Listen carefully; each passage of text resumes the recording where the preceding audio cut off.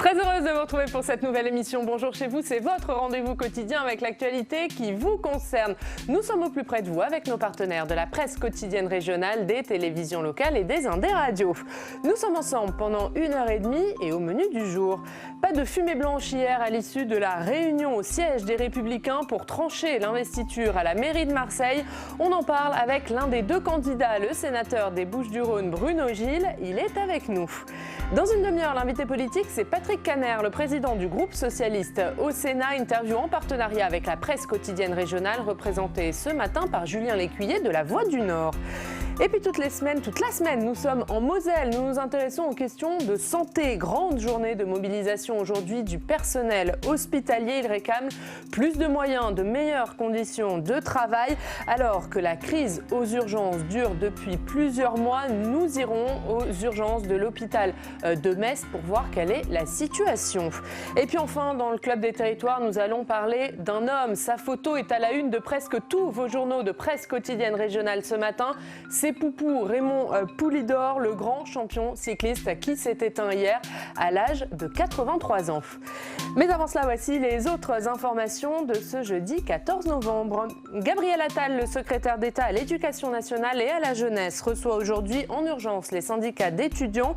Il va tenter d'éteindre la colère qui monte après l'immolation de l'un d'entre eux, les étudiants qui dénoncent leur précarité.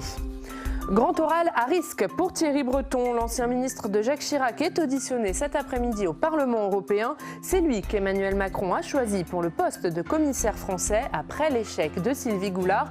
Mais des doutes persistent sur un risque de conflit d'intérêts. L'ancien PDG d'Atos est le premier grand patron de l'histoire candidat à la commission.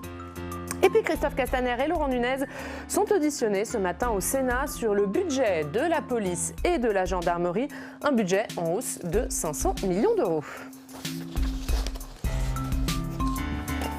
Et on débute donc avec le sénateur du jour, élu des Bouches-du-Rhône, siège dans le groupe Les Républicains et donc candidat à l'investiture pour la mairie de Marseille. Bonjour Bruno Gilles. Bonjour. Merci d'être avec nous ce matin. On va bien sûr longuement parler de Marseille, mais avant ça, quelques questions d'actualité. Cette colère étudiante qui monte après l'immolation de l'un d'entre eux, des étudiants qui dénoncent leur précarité. Gabriel Attal va les recevoir ce matin en urgence à la demande du Premier ministre. Est-ce que vous trouvez que le gouvernement prend la mesure de la situation ? On verra, le gouvernement a réagi assez rapidement et je pense que c'est assez logique. Est-ce qu'il va prendre la mesure de ce problème? On verra ce que le gouvernement va proposer. C'est une vraie détresse étudiante, une vraie détresse de la jeunesse qui aboutit à ce drame, à ce suicide. Il faut quand même prendre du recul sur ça, arriver à ce qu'un étudiant se suicide pour les conditions dramatiques dans lesquelles aujourd'hui les étudiants vivent. On le voit partout, il faut un budget assez important que ces étudiants n'ont pas. Les bourses sont complètement dépassées aujourd'hui, le système des bourses est sans doute complètement à revoir. On ne peut pas compter que sur la famille, que sur les amis, que sur les petits boulots. Aujourd'hui, un étudiant en France devrait se consacrer quasiment exclusivement à ses études. Ce n'est pas le cas. Il faut qu'il galère tous les jours pour arriver à survivre. Et puis, d'un autre côté, presque accessoirement, je dirais quelquefois, s'occuper de ses études, avoir la tête au travail, à la réussite, ça fait beaucoup de choses. Et je pense que le gouvernement, effectivement, doit prendre la mesure de ce drame. Autre colère, c'est celle du personnel hospitalier, journée de mobilisation aujourd'hui. Agnès Buzyn qui doit annoncer des mesures dans les prochains jours. Quelle doit être la priorité selon vous ? Il était temps que le gouvernement, là aussi, s'intéresse à ce dossier. Il y a quasiment une dizaine d'années maintenant, pour ne pas remonter plus loin et pour ne pas refaire la genèse des 35 heures, par exemple, dans les hôpitaux, qui a été une catastrophe pour l'hôpital public et même l'hôpital privé. Aujourd'hui, la ministre de la Santé doit prendre en compte ce problème-là. Et regardez ce qui se passe au Sénat. On est en plein dans l'étude du projet de loi de finances de la sécurité sociale. On devait terminer le 19 novembre et le gouvernement nous dit mais on va faire des annonces le 20 sur l'hôpital. C'est franchement, excusez-moi l'expression, se foutre du monde et se foutre vraiment de la représentativité populaire. Le gouvernement ne donne pas de date, Sénat. mais dit que ça sera fait avant la nouvelle lecture du projet de loi de finances. Donc franchement, c'est pas considérer le Sénat. Alors vous le savez très bien, on a fait ce qu'on appelle un renvoi en commission pour gagner un petit peu de temps et que le gouvernement puisse faire des annonces et peut-être fasse des annonces et des propositions pendant l'étude du projet de loi de finances de la sécurité sociale. En tout cas, là aussi, il est urgent, il faut voir sur le terrain. Moi, je suis vice-président du conseil de surveillance de l'assistance publique des hôpitaux de Marseille. Il faut voir la détresse détresse en termes, bien évidemment, de personnel, la détresse aussi en termes techniques. Aujourd'hui, les hôpitaux sont archi endettés. Une des solutions, et le gouvernement va peut-être le proposer, ça serait de dire on reprend la dette au niveau de l'État pour redonner toute la dette, une capacité. C'était une des propositions. Bercy a fermé la porte ce week-end. Pour vous, ça doit être la solution? Ça doit être la solution, sinon on n'y arrivera pas. Imaginez, je ne veux pas parler que des hôpitaux publics de Marseille, mais ça fait nous 10 ans qu'on doit reconstruire une maternité qui est quasiment plus en état. La maternité du service public, de l'hôpital public, de la deuxième ville de France, c'est quasiment 50% des accouchements à Marseille. C'est un sujet qui doit être traité par le gouvernement. On ne peut pas chaque fois reculer. Et aujourd'hui, il faut vraiment des mesures importantes. Vous parliez du Sénat. Est-ce que le Sénat va faire quelque chose pour répondre à la colère de ce personnel hospitalier? Oui, c'est un scoop que je vais vous donner. Cet après-midi, à l'unanimité de la Commission des affaires sociales, tous les membres, quelle que soit leur appartenance politique, sur proposition de notre président Alain Milon, nous avons décidé de recevoir une délégation du personnel qui manifeste dans la rue pour les écouter, pour leur montrer que le Sénat est à l'écoute des territoires, à l'écoute des maires, à l'écoute de la population. Et je pense que tous les élus qui composent cette commission font un joli geste, un geste de démocratie, un geste citoyen, de recevoir et de pouvoir ensuite faire passer leur message et d'expliquer sans doute à la ministre en direct quelles sont les préoccupations qu'elle connaît bien évidemment. Donc ils viendront cet après-midi au Sénat. Ils viendront cet après-midi au Sénat. Ils viennent d'ailleurs manifester officiellement devant le Sénat et puis nous les recevrons. Et je pense que c'est un geste fort de les recevoir et le Sénat dans sa totalité, dans sa globalité, s'honore de recevoir ces manifestants. On va passer à un autre sujet, on va parler à votre casquette de candidat à la mairie de Marseille. Une réunion avait lieu hier au siège des Républicains. Vous êtes candidat, vous n'êtes pas le seul dans votre camp. Il y a Martine Vassal, la présidente du département et de la métropole. La réunion qui avait lieu hier avait pour but de trancher cette candidature ou au moins de trouver un accord. Comment s'est passée la réunion ? La réunion en elle-même s'est bien passée. C'était une réunion dite de conciliation. Le terme était peut-être un petit peu fort. En tout cas, la volonté de notre président, Christian Jacob, et du président de la Commission nationale d'investiture, Eric Ciotti, c'était de nous écouter, de pouvoir sentir un peu l'ambiance. Il n'y a pas de problème particulier personnel avec Martine Vassal. Nous connaissons depuis longtemps. Après, il y a des différences de fond. Moi, je pars du principe que elle préside déjà le département, elle préside déjà la métropole. C'est déjà de grosses responsabilités. Ça me paraît incompatible avec une casquette de candidate et, si les électeurs lui font confiance, de maire. Aujourd'hui, les Marseillaises et les Marseillais, et d'ailleurs tous les habitants de grandes villes, veulent des maires à plein temps. C'est ce qui se fait aujourd'hui à Paris, à Lyon, à Bordeaux, dans toutes les grandes villes où il y a des métropoles. Et en gardant cette double casquette, vous dites qu'elle sera maire à mi-temps et que ce n'est pas possible? Mais c'est pas possible. Comment vous voulez gérer la deuxième ville de France avec les problèmes qu'on va sans doute aborder de logement insalubre, de problèmes d'école, préparer pour avoir aussi un petit regard positif, préparer les Jeux Olympiques de 2024 qui auront lieu aussi à Marseille et en même temps gérer presque une centaine de communes qui sont dans la métropole marseillaise qui est aujourd'hui la première métropole de France puisque la métropole de Paris, le Grand Paris ne fonctionne pas encore. Donc ça, c'est la proposition que vous lui avez faite à Martine Vassal, cette double investiture. Vous à la mairie, elle à la métropole et au département. Qu'est-ce qu'elle a répondu, Martine Vassal ? Non, et c'est dommage parce que c'était une solution de consensus. C'était ce qui avait été d'ailleurs proposé par notre président, par Christian Jacob. Christian Jacob voulait cette double investiture ? C'est ce qui était prévu il y a quelque temps. Et d'ailleurs, c'est ce qui sera soumis à la CNI dans 15 jours exactement. Notre commission nationale devra trancher entre cette double investiture, ou alors donner l'investiture qu'à une seule personne, mais aujourd'hui on ne peut pas faire les deux. Et je pense que là c'est une vraie différence de fond. C'est pas un problème spécialement politique, c'est pas un problème d'ego, c'est pas un problème de responsabilité. C'est un problème de dire à un moment, il faut s'occuper des Marseillaises et des Marseillais. Moi, je suis candidat depuis 14 mois. Vous avez proposé cette double investiture. Qu'est-ce qu'elle vous a proposé, elle ?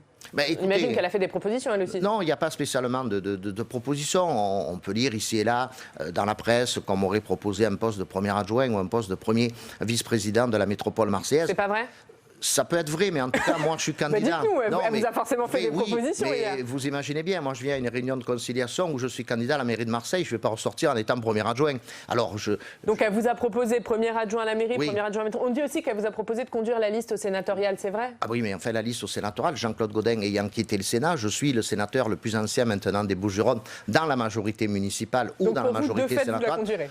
De fait, je la conduirai, sauf si je suis maire de Marseille. Dans ces cas-là, ça sera sans doute un ami ou une amie marseillaise qui mènera cette liste, mais pas moi.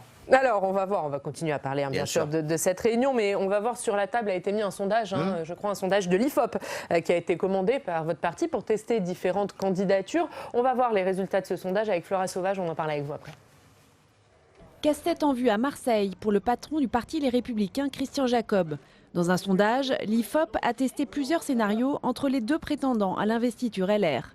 D'un côté, la présidente du département et de la métropole ex-Marseille, Martine Vassal, adoubée par le maire sortant Jean-Claude Gaudin. De l'autre, Bruno Gilles, sénateur des Bouches-du-Rhône. Martine Vassal arrive devant son rival, quel que soit le scénario. L'hypothèse selon laquelle la présidente du département des Bouches-du-Rhône est investie par le parti LR la place à 30% des intentions de vote au premier tour, loin devant le candidat du Rassemblement national, Stéphane Ravier. Dans le cas où Bruno Gilles serait tête de liste LR, il obtiendrait 25% des suffrages, un point seulement devant le candidat du Rassemblement national. En cas de maintien des deux protagonistes dans la course à la mairie de Marseille, Martine Vassal conserve l'avantage, avec ou sans l'investiture LR. La commission d'investiture doit trancher le 27 novembre. Voilà, on voit Martine Vassal, en tout cas dans ce sondage IFOP, vous me direz c'est qu'un sondage, mais est mieux placé que vous. Pourquoi ne pas lui laisser la place pour que les chances de la droite de gagner Marseille augmentent? Parce que si les sondages faisaient une élection, on le saurait. Et si les sondages faisaient une élection, aujourd'hui, Jean-Noël Guérini ou Patrick Mennucci seraient maire de Marseille, parce que les sondages les donnaient largement favoris. Parce que dans l'histoire, on aurait eu comme président de la République Édouard Balladur, on aurait eu sans doute une deuxième fois Nicolas Sarkozy, on aurait eu sans doute aussi François Fillon sans faire une campagne électorale. Les sondages à 4 mois des élections municipales à Marseille, sur la totalité de la ville, alors qu'on vote sur 8 secteurs, il faut les prendre avec beaucoup de pincettes. Ce qu'il faut regarder, par contre, c'est l'évolution de ces sondages. Et moi, je regarde qu'en juin 2019, lorsque les amis de Martine Vassal, c'est le nom de son association, ont fait un sondage, elle était à 29. Donc il y avait à l'époque 19 points d'écart entre sa candidature et la mienne. Et aujourd'hui, l'écart s'est réduit à 5 points. Donc il y a une évolution qui m'est plutôt favorable. Il reste encore quelques mois. Je suis déjà candidat depuis 1 an. Donc ce n'est pas les sondages qui font une élection, surtout dans une ville comme Marseille. Mais est-ce que vous dites que quoi qu'il arrive, le 27, déjà le 27, donc la Commission nationale d'investiture, est-ce que vous êtes confiant sur son issue? Est-ce que pour vous, elle vous sera favorable? Je ne sais pas, il y a une 50aine de membres, habituellement il y a à peu près une 30aine de présents, il y a une dizaine aussi de sénateurs. Cette investiture est doublement importante pour moi. Ce n'est pas simplement que l'investiture d'un parti politique, ce n'est pas simplement une étiquette politique. D'ailleurs, on ne gagne pas une élection avec une étiquette politique, soyons honnêtes. Ce n'est pas dévaloriser l'étiquette, mais dans une ville comme Marseille, par exemple, qui n'est pas une ville de droite, qui n'est pas une ville de gauche, qui est une ville populaire, avoir ou non l'investiture, c'est pas ça qui va changer la phase de l'élection. Donc ça veut dire que même si vous n'avez pas l'investiture le 27, vous irez à la mairie de Marseille? Pour moi, pourquoi je dis cette investiture a une double importance? Elle a une importance, c'est vrai, politique, mais d'un autre côté, pour moi, elle a une importance, je dirais, historique, affective. Moi, il y a 40 ans que je sers ma famille politique. J'ai été depuis 1995 21 fois directeur de campagne en tant que président de la fédération, pour Jacques Chirac, pour Nicolas Sarkozy, 4 fois pour les municipales de Jean-Claude Gaudin, pour les cantonales et législatives. Il nous manquerait du temps pour que je les liste toutes. Moi, j'ai une vraie histoire avec mon parti politique. Et c'est aussi une reconnaissance que je demande. Cette reconnaissance, pour moi, elle est importante. Elle est politique, elle est historique, elle est affective. C'est pour ça que je veux cette investiture. Et après, écoutez, on verra bien. Ne mettons pas la charrue avant les bœufs. Dans 15 jours, on a un rendez-vous important. Moi, je m'y prépare. Cette CNI, pour moi, cette Commission nationale d'investiture, c'est comme une élection. C'est le J-1, c'est le tour avant le premier tour des élections municipales. Et je vois tout le monde, les députés, les sénateurs, les personnalités politiques qui y siègent, pour essayer de faire valoir, bien évidemment, mes arguments. Mais vous savez très bien ce que vous ferez, Bruno Gilles. Est-ce que si jamais Martine Vassal est désignée le 27, vous dites « je me maintiens, même sans l'investiture des Républicains » ? Tous les deux, nous avons dit la même chose. Donc, il est inutile aussi de se mentir. Donc, ça veut dire que quel que soit le résultat de cette investiture, il y aura Martine Vassal et vous, candidat à la mairie de Marseille ? Écoutez, à voir, peut-être que avoir l'étiquette ou pas l'étiquette fera changer de position Martine Vassal. Moi, je suis candidat depuis 14 mois. Non, moi, je suis candidat depuis 14 mois. Je tiens à cette investiture, je tiens au soutien de ma famille politique, mais je ne suis pas candidat depuis 14 mois, je n'ai pas commencé à bâtir un projet participatif, je n'ai pas demandé à des grandes personnalités comme l'ancien champion olympique Jackson Richardson de me rejoindre pour, au dernier moment, jeter l'éponge. Non, moi je suis candidat pour être maire de Marseille. Vous irez au bout, quoi qu'il arrive. Oui. Martine Vassal, elle est soutenue par Jean-Claude Gaudin. Est-ce que vous dites quelle est son héritière et celle de son bilan ? Écoutez, c'est ce que dit Jean-Claude Gaudin, celle qui est le mieux à même à porter le bilan de la municipalité. Il a redit hier soir, celle qui est le mieux à même à pouvoir faire des accords avec le parti d'Emmanuel Macron, parce que c'est ça aussi que le maire a dit hier soir, c'est Martine Lassalle. Donc elle doit accepter aussi ce bilan. Moi, depuis 14 mois, je n'ai jamais eu un mot de travers envers Jean-Claude Gaudin. Je n'ai jamais à un moment accepté de ne pas prendre mes responsabilités, mais il y a des différences. Jean-Claude Gaudin le sait, je les ai exprimées avec lui, donc je les explique chaque fois publiquement sur la gestion du logement insalubre, sur la vente du stade Vélodrome, sur le PPP des écoles. On peut avoir des différences et les exprimer proprement, poliment. En tout cas, lorsqu'on est effectivement soutenu par Jean-Claude Gaudin, il faut accepter de prendre la totalité du bilan, le bon et le mauvais. Alors justement, un mot sur son bilan, sur ce rapport de la Chambre régionale des comptes qui a dressé le bilan des pratiques de l'équipe municipale en place, aussi bien sur la situation financière qu'elle juge. Alors, elle parle de dépenses peu économes des deniers publics. Il y a aussi le bilan sur la gestion du personnel. Là, elle parle d'irrégularité dans les conditions de recrutement. Pour la Chambre régionale des comptes, Marseille est dans une situation préoccupante. Votre parti est à la tête de la ville depuis 1995. Est-ce que ce n'est pas aussi le bilan de la droite, ce bilan catastrophique ? Ça, c'est... Jean-Claude Gaudin a bien dit qu'il allait répondre point par point à toutes les observations de la Chambre régionale des comptes. Moi, j'ai pris une décision à l'époque politique, il y a quelques semaines, en tant que candidat, mais aussi en tant que membre de la majorité municipale, que j'assume toujours. Je ne ferai aucun commentaire sur ce rapport tant que le maire n'aura pas répondu au conseil municipal. Est-ce que vous vous sentez comptable de ce bilan et de cette situation aujourd'hui ? Écoutez, il y a des choses je l'ai lu, bien évidemment, ce rapport de la Chambre régionale des comptes. Il y a des reproches qui concernent plus l'entourage parfois du maire, le cabinet, et puis il y a des reproches qui concernent les écoles, qui concernent la gestion. Bien évidemment que quand on est membre sortant d'une municipalité, il faut assumer. La facilité, c'est de dire, moi je n'étais que maire des 4e et 5e arrondissements, donc je suis comptable que des 4e et 5e arrondissements. Donc vous assumez aussi cette situation. À un moment, il faut être droit dans ses bottes et pouvoir se regarder tous les matins dans la glace. Allez, on va parler d'un dossier qui inquiète particulièrement à Marseille. C'est le logement. Vous avez travaillé sur ce sujet au Sénat. On en parle avec notre journaliste parlementaire, Alex Poussard.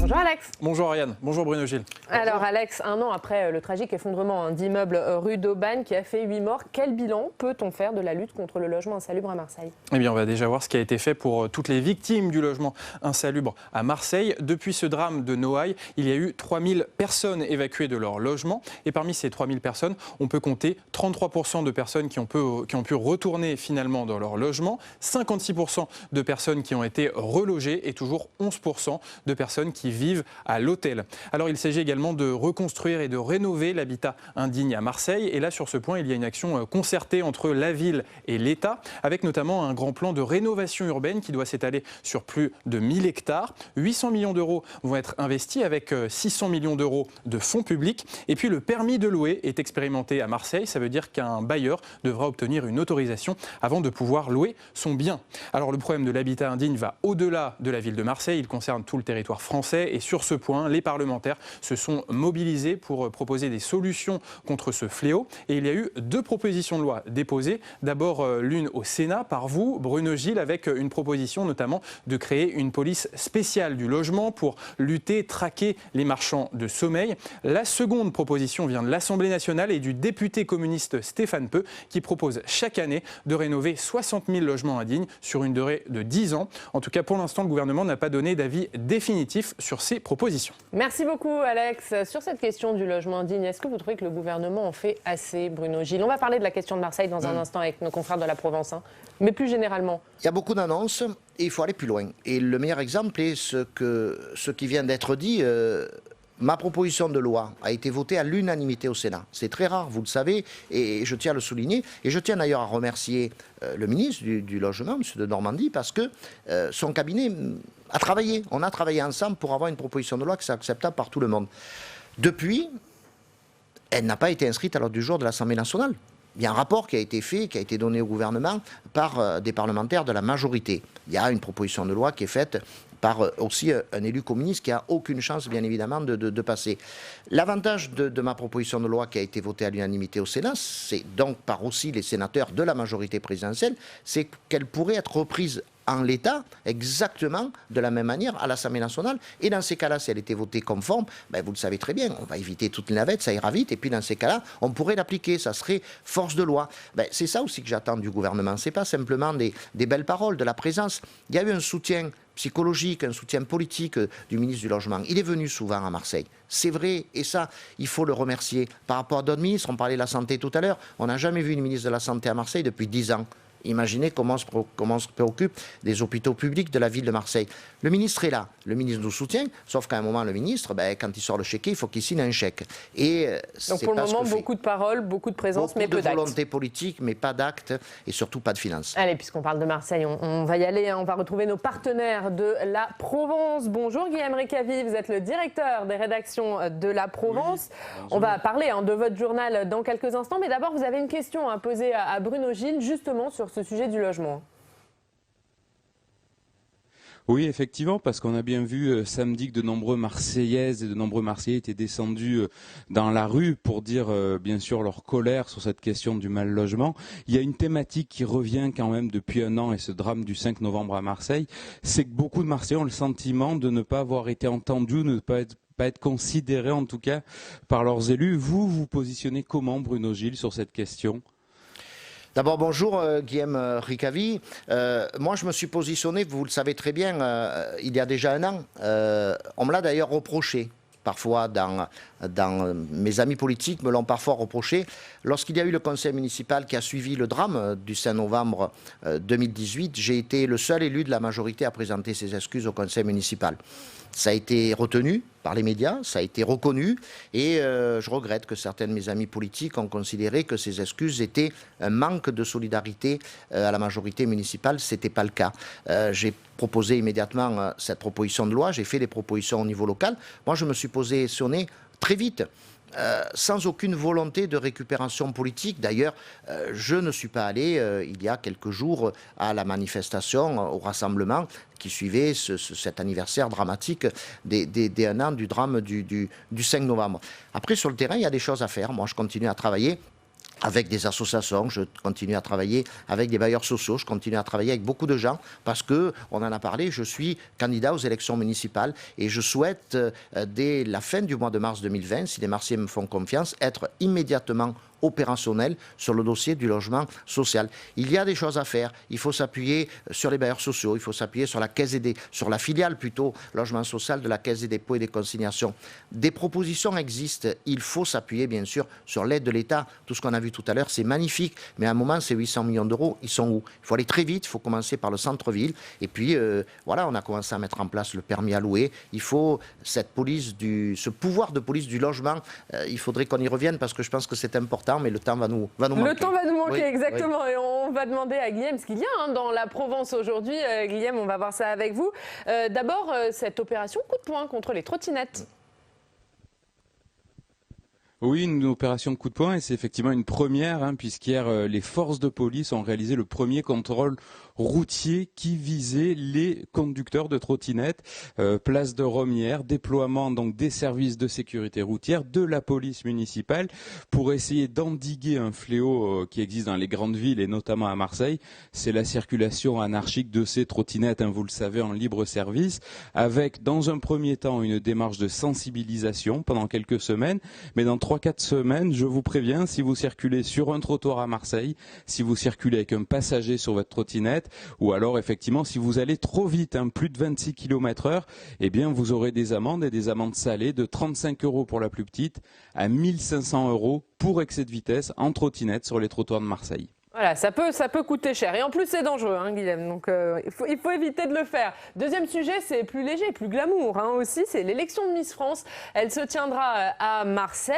dans un mois pile. Et c'est la première fois depuis 68 ans qu'elle a lieu à Marseille. Exactement, c'est ça, le 14 décembre, les 30 Miss régionales qui ont été élues viendront défiler sous le dôme de la coupole de Saint-Just, c'est juste sous le conseil départemental d'ailleurs des Bouches-du-Rhône. Elles viendront donc défiler, vous allez me dire pourquoi à Marseille, puisque la tradition veut que l'élection suivante se passe dans la ville ou dans la région natale de la Miss 2018. On se souvient que la Miss 2018 est de Tahiti et à Tahiti, il n'y a hélas pas de salle assez grande ou adaptée en tout cas à l'accueil d'une telle manifestation. manifestation d'un tel spectacle. Des villes ont candidaté. Marseille a été retenue. La ville de Marseille a d'ailleurs alloué un budget de 150 000 €. Et donc les 30 Miss vont défiler le 14 pour désigner la Miss 2019. Sachez toutefois que les places pour assister à ce spectacle ont déjà toutes été vendues. En seulement 1 heure, 4000 places vendues pour ce spectacle un peu hors norme, à domicile pour celui qui le présente, c'est bien sûr Jean-Pierre Foucault. Merci beaucoup Guillaume Récavier, on imagine que vous soutenez Miss Provence. Hein. On va donner son nom, c'est Lou Rua, Miss Provence. Oui. On va voir. Merci Guillaume Récavier d'avoir été avec nous. On va continuer avec la revue de presse de Marseille. Alex Poussard nous rejoint.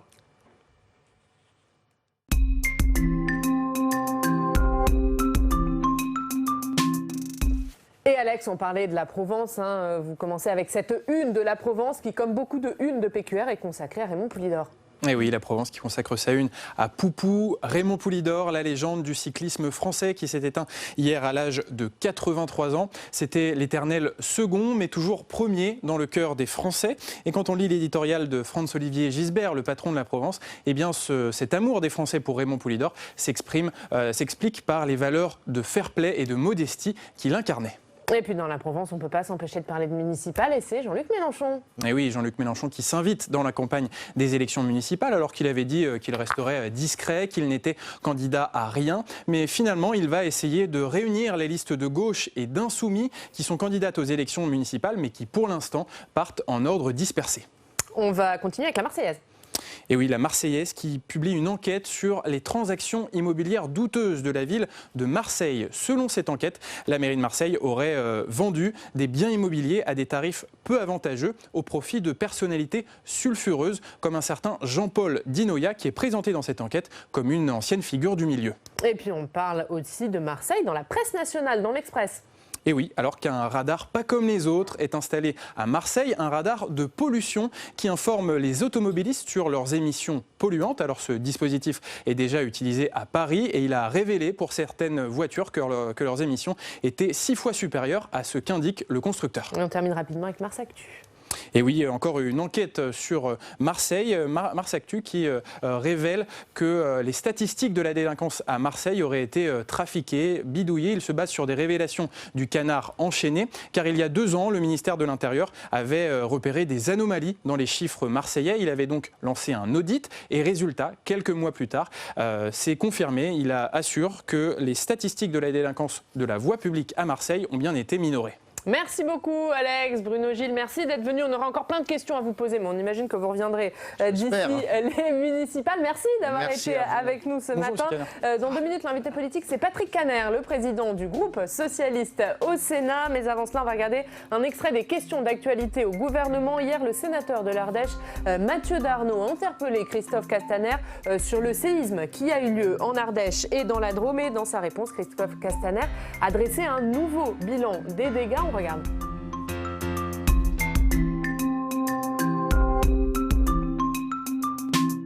À cette heure, Monsieur le Premier ministre, les Ardéchoises et les Ardéchois, et j'y associe aussi certains collègues drômois, attendent des réponses de la part de l'État. S'agissant tout d'abord des établissements et des centrales nucléaires de Cruas et du Tricastin, l'Institut de la radioprotection et de sûreté nucléaire a indiqué ne pas avoir constaté de dégâts visibles sur les installations, mais continue ses investigations. Pouvez-vous nous dire, Monsieur le Premier ministre, si vous avez à cette heure des informations complémentaires?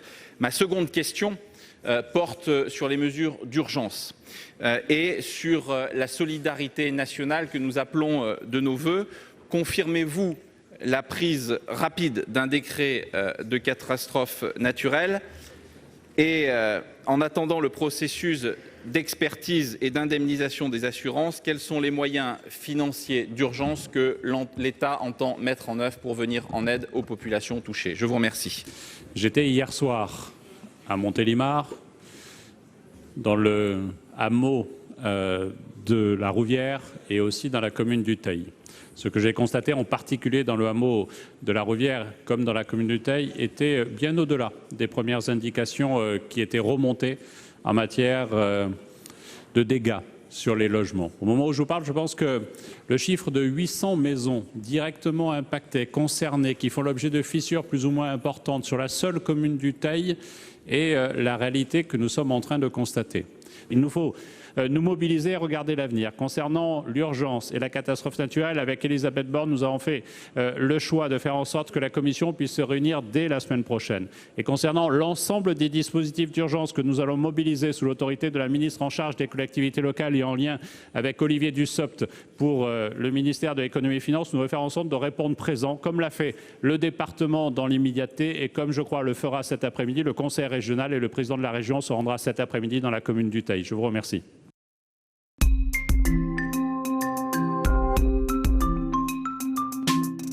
Et notre invité politique ce matin, c'est Patrick Kanner. Bonjour. Bonjour. Sénateur du Nord, président du groupe socialiste au Sénat. Merci d'être avec nous ce matin. On est ensemble pendant 20 minutes pour une interview en partenariat avec la presse quotidienne régionale de votre région, puisque c'est Julien Lécuyer de La Voix du Nord qui est avec nous. Bonjour Julien. Bonjour Oriane. Bonjour M. Kanner. Bonjour Nulechti.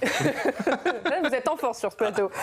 On va commencer en parlant de cette colère étudiante, Patrick Kanner, qui monte après l'immolation d'un étudiant à Lyon, des étudiants qui dénoncent leur précarité. Gabriel Attal va recevoir aujourd'hui en urgence les syndicats d'étudiants. Gabriel Attal, c'est le secrétaire d'État à l'Éducation nationale et à la jeunesse. Est-ce que vous dites que le gouvernement fait ce qu'il faut face à cette colère? D'abord, une remarque de forme. Parce que je me demandais, mais où est Mme Vidal ? Ministre de l'Enseignement supérieur. Voilà, donc celle qui devrait les recevoir. Donc elle est en déplacement pour le boulot, permettez-moi l'expression, sûrement en tant que ministre de la Recherche dans l'Antarctique. Mais bon, enfin, ça fait 4-5 jours que cette crise a commencé, avec malheureusement le drame que nous connaissons sur Lyon 2. Vous dites qu'elle aurait dû revenir ? Évidemment. Enfin, je veux dire, c'est le b.a.-ba. Enfin, moi, j'ai appartenu à un gouvernement où mon patron, Manuel Valls, ou Bernard Cazeneuve, suivant les périodes, m'aurait dit, mais tu reviens. Hein, c'est l'état d'urgence universitaire ? En tout cas, chacun sait bien que quand une crise commence dans le milieu estudiantin, il vaut mieux être sur le pont. Et là, bon, encore une fois, je ne peux pas critiquer Mme Vidal en tant que personne, mais c'est l'organisation du gouvernement. J'ai beaucoup de respect pour M. Attal, qui est un très bon ministre, très, très punchy. On l'a encore vu hier au Sénat. Mais c'est un secrétaire d'État auprès d'un ministre. Donc vous dites que ce n'est pas à lui de les recevoir ? En tout cas, je m'étonne. Peut-être à Jean-Michel Blanquer, alors, si Frédéric Vidal n'est pas là ? Par exemple. Je ne veux pas me mêler de ce qui ne me regarde pas. Mais un peu d'étonnement sur la forme. Moi, je serais syndicat étudiant, je n'irai pas. Vous avez été surpris ? Je n'irai pas. D'ailleurs, je veux voir la ministre en charge du dossier. Vous avez été surpris par les violences qui m'ont émaillé ? Oui. Enfin, surpris. Enfin, on sait bien comment les choses se passent quand les étudiants se mettent en mouvement. Il y a toujours des minorités agissantes et parfois pas très bien agissantes. Ce qui s'est passé à Lille, notamment par rapport à la conférence prévue de François Hollande, était inacceptable. Ça pose question sur le bilan de François Hollande vis-à-vis des étudiants ? Non ? Écoutez, c'est un bilan, moi, que je revendique. Mais qu'est-ce qu'il a fait ? Parce que François Hollande, il a fait de la jeunesse le marqueur de son quinquennat. Qu'est-ce qu'il a fait ? Tout d'abord, c'est l'augmentation de 40% des bourses. Je ne vais pas vous faire seulement de langage, mais je les connais quand même. C'est 40 000 logements créés pour le Crous, et ce n'était pas assez, parce que le Crous est dans un état totalement déplorable. Il y a encore beaucoup de boulot à faire. C'est la création d'une garantie logement spécifique pour les étudiants. C'est le renforcement des moyens des facs. Pas suffisamment, naturellement. Simplement, il y avait un dialogue. Alors, ce gouvernement aussi dit qu'il a fait des choses. Est-ce que pour ce gouvernement aussi, vous dites pas suffisamment, ou est-ce que vous dites oui, il y a eu des mesures ? Le problème de ce gouvernement, c'est qu'il y a une question de confiance qui, manifestement, ont rompu avec les étudiants aujourd'hui, avec les hospitaliers, avec la SNCF, avec les fonctionnaires de police, etc.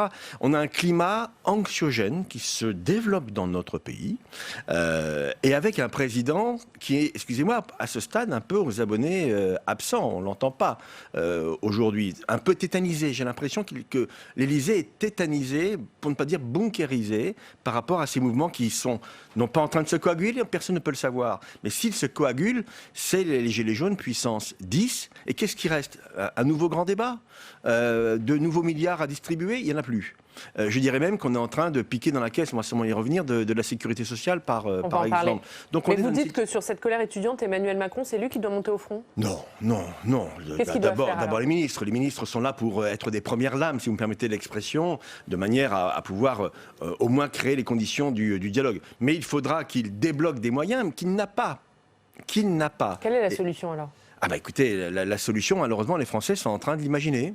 Et ils sont en train d'imaginer quand je vois les scores prévus pour le Front National. Mais que proposent les socialistes concrètement? Alors, si vous voulez, nous on sait bien qu'on est en convalescence aujourd'hui et qu'on doit être sur la construction d'un projet politique qui n'est pas aujourd'hui totalement, sinon assumé, en tout cas affiché. Donc, nous sommes nous-mêmes non pas les contributeurs de cette situation, parce que nous sommes des victimes, entre guillemets, de la situation politique de 2017. Mais il est vrai que la gauche a une responsabilité majeure, aujourd'hui, de ne pas laisser le trio contestation Front National Macron, parce que c'est ça le trio électoral qui existe, et nous devons, nous, offrir une alternative crédible. François Hollande parle de réenchanter la politique. Vous êtes d'accord avec le diagnostic? C'est plus que réenchanter, selon moi. C'est apporter des solutions qui soient durables pour les Français. La lutte contre les inégalités est un marqueur de gauche. Il faut absolument la réapprofondir. De nouvelles libertés. Faire que le social ne soit pas considéré comme une charge, mais comme une chance dans un modèle de société qui est le nôtre. On a l'impression que le néolibéralisme macroniste a tout balayé sur son passage, tout balayé, faisant péter, permettez-moi l'expression, la gauche au début du quinquennat, la droite aujourd'hui, et que ce siphonnage du clivage classique droite-gauche, aujourd'hui, amène le chaos au M. Macron. Mais peut-être que nous aurons le chaos. On va reparler de ce duel annoncé entre Marine Le Pen et Emmanuel Macron, mais d'abord sur l'hôpital. Journée de mobilisation aujourd'hui également du personnel hospitalier. Ils protestent contre leurs conditions de travail, contre leur manque de moyens. Agnès Buzyn a promis des mesures dans les prochains jours. Qu'est-ce que vous attendez de ces mesures? Là aussi, première remarque sur la forme. Qu'est-ce que c'est que ce gouvernement qui nous demande, nous, parlementaires, d'abord à l'Assemblée et maintenant au Sénat, de travailler sur un PLFSS, projet de loi de finances de la Sécurité sociale, qui est obsolète? Enfin, c'est quand même extraordinaire. Madame Buzyn a dit en privé auprès des parlementaires, sénateurs, que non, ces engagements au JDD n'étaient pas vrais. Enfin, c'était pas de vrais engagements. Mais qu'est-ce que c'est que ça? Vraiment, c'est inacceptable pour ce que nous représentons, c'est-à-dire la nation. Nous sommes des représentants de la nation. Nous voulons avoir des éléments de travail qui soient vérifiables et crédible, là aussi. Donc non que... Et vous dites qu'avec le gouvernement, le Sénat n'est pas en mesure de faire son travail sur ce projet de loi de financement de la Sécurité sociale? Et l'exemple même, c'est que quand on nous dit, mais le l'ONDAM, donc l'objectif des dépenses d'assurance maladie pour les non-spécialistes, fixé à 2,1%, donc une augmentation pour l'hôpital, peut-être qu'il sera demain à 2,4, 2,5, 2,6. Mais sur quoi nous travaillons? Enfin, je veux dire, fermons la parenthèse du débat parlementaire et que le gouvernement se débrouille tout seul. Donc ça, ce n'est pas acceptable au regard de la Constitution. Donc Madame Buzyn est totalement coincée. Bercy est toujours là pour veiller au grain. Donc nous allons recevoir les hospitaliers tout à l'heure et c'est une bonne chose. Quand vous dites nous, c'est les sénateurs ou vous particulièrement au groupe socialiste, vous allez faire quelque chose? La commission de M. Millon. Donc la commission des affaires sociales. Voilà, va recevoir les représentants en tant que tels. Moi-même, je pense que je vais aller rencontrer, puisqu'il passe par le Sénat, je vais aller rencontrer les leaders de ce mouvement qui est quand même unanime. Quand vous voyez la tribune qui est parue de la cinquantaine de directeurs d'hôpitaux parisiens, on peut dire quand même que la situation est extrêmement grave. Donc vous irez les voir dans la manifestation. Voilà, exactement. Monsieur Caner, sans vous faire comptable du mandat de François Hollande, on a demandé beaucoup d'efforts. Entre 2012 et 2017, on a demandé beaucoup d'efforts, on a demandé trop d'efforts à l'hôpital. L'ONDAM n'a pas dépassé de 2,4 et j'allais dire même en 2016, il est tombé à 1,8. Oui, non, mais écoutez, je vous le concède bien facilement. On a demandé beaucoup d'efforts à l'hôpital, trop d'efforts à l'hôpital, avec l'objectif de rétablissement des comptes de la sécurité sociale. Donc je reconnais cela, avec une différence quand même très importante. C'est que pourquoi on a demandé des efforts à la sécurité sociale? C'est parce que la situation du pays en 2012, quand nous l'avons trouvé, était à 5,2% de déficit. Et que donc l'effort était partagé entre l'État, les collectivités territoriales, le budget de la sécurité sociale. La seule différence quand même avec aujourd'hui, c'est que vous avez un gouvernement qui a distribué beaucoup d'argent aux plus aisés de nos concitoyens et qui aujourd'hui est dans une totale impasse sur le plan budgétaire. Tout à l'heure, je l'évoquais en filigrane. Est-il acceptable que la loi de 94, Madame Veil, qui prévoit que toute mesure de l'État décidées par le gouvernement qui touchent à la sécurité sociale doivent être compensées. Eh bien, il y a près de 3 milliards de mesures qui ont été prises dans le cadre de la crise des gilets jaunes qui ne seront pas compensées par la sécurité sociale. Donc on fait payer par les Français au travers de leurs cotisations des mesures qui ne sont pas, qui ont été improvisées finalement dans le budget de l'État. Donc nous sommes devant, excusez-moi, mais presque des pieds nickelés budgétaires aujourd'hui au niveau du gouvernement. On a dépensé de l'argent, 17 milliards pour les gilets jaunes, 10 milliards pour la baisse de la taxe d'habitation. Je n'oublie pas les 20 milliards que je qualifierais quasiment d'inutiles, de non demandés, de baisse des charges sociales en même temps que le fameux CICE.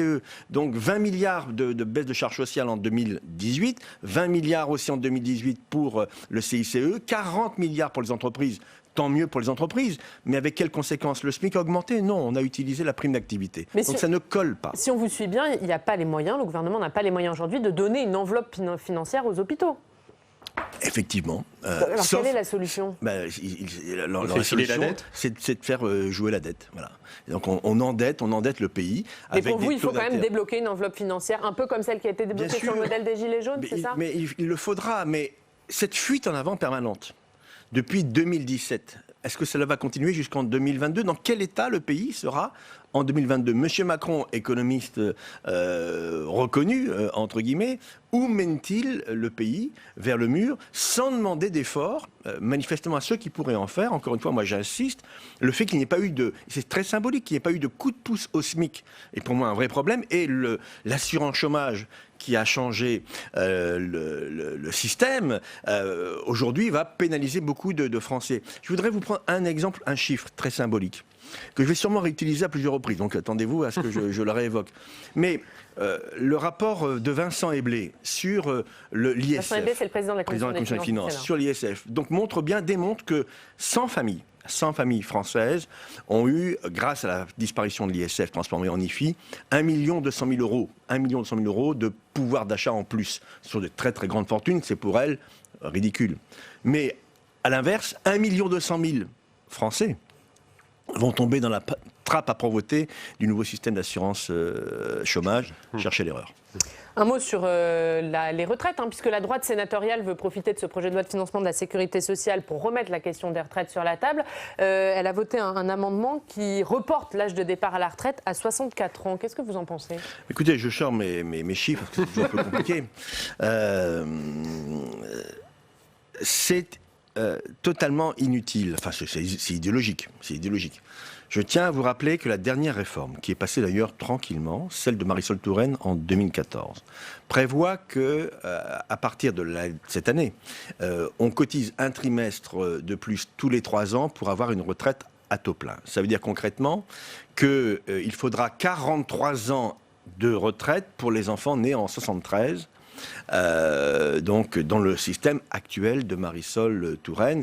Est-ce qu'il faut accélérer cette réforme Touraine? C'est une des pistes. Mais cette réforme a été calculée avec le COR, le Comité d'orientation des retraites, et a priori, elle permet d'atteindre l'objectif de l'équilibre. Alors peut-être qu'il faut augmenter le nombre de trimestres, mais ne pas toucher au départ à 62 ans. Il faut permettre à des gens qui ont des métiers pénibles ou des carrières difficiles de pouvoir partir, ou qui ont commencé jeunes dans leur travail, de pouvoir partir à 62 ans. 62 ans, c'est l'âge légal. La droite, aujourd'hui, transforme l'idée de d'âge pivot de M. Delevoye en âge légal. Nous serons totalement opposés à cette mesure. Autre sujet, les listes communautaires, Julien. Oui, Bruno Retailleau a rencontré Christophe Castaner sur sa proposition de loi. Avec M. Bertrand. Bruno Retailleau, Xavier Bertrand. Avec Xavier Bertrand, tout à fait, sur sa proposition de loi qui vise à interdire les listes communautaires. Qu'est-ce que vous en pensez? Une bêtise. C'est une bêtise. Qu'est-ce qu'on a vraiment à vouloir fracturer encore le pays en créant quasiment des fantasmes? Je vous rappelle que ce qu'on vise, c'est aujourd'hui 29 000 citoyens qui se sont prononcés pour la fameuse Union des démocrates musulmans français. Dont une partie dans le Nord, monsieur Lécuyer, vous le savez bien, avec des bureaux de vote qui ont été assez des marqueurs dans des villes comme Maubeuge, par exemple. Mais c'est 0,13%. 0,13%. Xavier Bertrand répond qu'est-ce qu'on attend qu'il fasse 2 millions de voix pour agir? C'est ça que dit Xavier Bertrand. On va arrêter de jouer sur les peurs. Il joue sur les peurs, Xavier Bertrand? Complètement. Moi, je crois, et je regrette de voir une image. Je connais bien M. Retailleau, je connais bien sa sensibilité politique, je connais bien M. Bertrand, qui a été élu par la gauche. faut qu'il l'oublie, qui est aujourd'hui sur une tendance La de gauche a vouloir... appelé à voter pour lui au régional pour faire barrage au Front National. En 2015, en décembre 2015. Et je ne le regrette pas, j'étais un des premiers à dire qu'il faut voter pour Xavier Bertrand, et il le sait. Mais on ne demande pas à M. Xavier Bertrand de suivre la droite de la droite, au sein de la droite républicaine et LR. Très honnêtement, c'est le combat politique qui permettra de faire diminuer les listes communautaires. Et puis, vous allez m'expliquer ce que c'est qu'une liste communautaire. Est-ce qu'une liste 100% socialiste est communautaire ? Vous direz que c'est difficile d'avoir aujourd'hui une liste 100% socialiste. Et est-ce qu'une liste de chasseurs, est-ce que c'est une forme de communautarisme ? Est-ce que Mme Boutin, avec son parti démocrate, chrétien-démocrate, est une liste communautaire ? Il faut arrêter. Et puis on voit bien ce qu'on vise. C'est toujours la même communauté française de confession musulmane. Donc moi je regrette vraiment cette manière de concevoir la vie démocratique. C'est par le combat politique et pas par la loi qu'on empêchera. Je ne crois pas du tout à une société de prohibition, d'exclusion, d'interdiction. Et M. Retailleau aujourd'hui, sur le voile pour les sorties scolaires, sur les listes communautaires, etc., est dans une logique d'interdiction permanente, de stigmatisation. Faisons de la politique. Battons ces listes sur le terrain démocratique qui est prévu. Et si des listes posent des problèmes d'ordre public, le préfet a tous les moyens déjà pour les interdire. Autre sujet, M. Caner, l'ouverture des commerces le dimanche. Le gouvernement voulait présenter cette semaine en Conseil des ministres un projet pour ouvrir les dérogations au travail de nuit dans les commerces alimentaires, minuit contre 21h actuellement. Il y renonce, préférant la concertation. Qu'est-ce que vous pensez là aussi de la mesure ? Je peux vous dire que nous, on s'apprêtait à déposer une QAG, une question d'actualité hier au gouvernement. Bon, ça a été remis en cause, mais le fait même de penser qu'on puisse faire travailler les gens jusqu'à minuit sans avoir d'avantage particulier, ça montre l'état d'esprit ultra-libéral. C'est pas néolibéral, c'est ultra-libéral du gouvernement. Ils ont fait machine arrière. Tout à l'heure, je vous parlais d'improvisation. Voilà un nouvel exemple de ce type de fonctionnement. Autre sujet, c'est la privatisation d'Aéroports de Paris, de la Française des Jeux. Vous dénoncez, les socialistes, le fait que le gouvernement fait de la publicité pour la privatisation de la Française des Jeux, mais ne communique pas assez sur le référendum pour éviter la privatisation d'Aéroports de Paris. Pour vous, il y a clairement 2 poids 2 mesures au gouvernement ? Oui, c'est exactement l'expression que j'ai utilisée hier lors d'un point presse. C'est 2 poids 2 mesures. Avec une forme de cynisme de la part du gouvernement, puisque il est vrai que dans l'ordonnance de 2013 qui met en route ce référendum d'initiative partagée, il n'est pas prévu de campagne officielle. Voilà. Sur le plan strictement juridique, constitutionnel, le gouvernement a raison de dire mais moi je n'ai aucune campagne officielle pour informer les Français de l'existence de cette procédure qui est constitutionnelle. Mais quand on voit les 12 millions au minimum qui ont été utilisés pour le grand débat, à la gloire d'Emmanuel Macron, un grand débat qui n'a aucune valeur sur le plan juridique. Quand on voit la campagne de la FDJ, les spécialistes disent que c'est plusieurs millions d'euros. Moi, je n'en sais rien, je ne suis pas un communicant, mais la campagne de la FDJ, c'est plusieurs millions d'euros pour privatiser un bien national.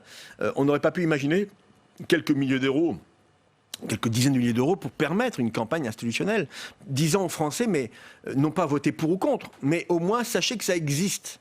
Et donc nous, avec nos petits moyens de 248 parlementaires, eh bien, et nos partis politiques, on va essayer de communiquer. Mais j'ai appris hier... Du coup, vous allez faire votre propre campagne, les partis de gauche, que vous allez financer comment avec... Nos indemnités, nos revenus, pas les frais de mandat, je vous rassure, ce qu'on appelait avant les RFM, mais nos revenus de parlementaires et l'aide des partis politiques. Mais hier, j'ai appris par un message d'un journaliste de France Inter, dont je tairai le nom, que Radio France allait nous opposer, puisqu'on voulait le faire sur le réseau public de audio.